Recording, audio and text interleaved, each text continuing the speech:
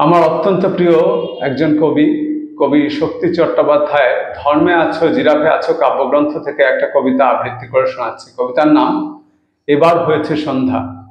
কাব্যগ্রন্থটির প্রথম প্রকাশ আশ্বিন মাস 1372 বঙ্গাব্দ। কবিতাটা আবৃত্তি করে শোনাচ্ছি। এবার হয়েছে সন্ধ্যা, সারা দিন ভেঙেছ পাথর পাহাড়ের কোলে, আষাঢ়ের বৃষ্টি শেষ হয়ে গেল শালের জঙ্গলে। তোমারও তো শ্রান্ত হলো মুঠি, অন্যায় হবে না, নাও ছুটি, বিদেশেই চলো, যে কথা বলনি আগে এবছর সেই কথা বলো। শ্রাবণের মেঘ কি মন্থন, তোমার সর্বাঙ্গ জুড়ে জ্বর, ছলো ছলো, যে কথা বলনি আগে এবছর সেই কথা বলো।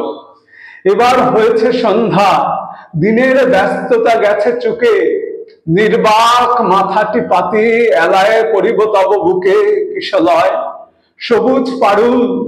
পৃথিবীতে ঘটনার ভুল চিরদিন হবে, এবার সন্ধ্যায় তাকে শুদ্ধ করে নেওয়া কি সম্ভবে?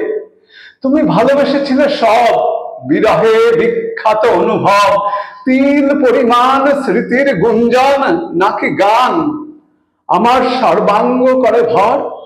সারা দিন ভেঙেছ পাথর পাহাড়ের কোলে, আষাঢ়ের বৃষ্টি শেষ হয়ে গেল শালের জঙ্গলে।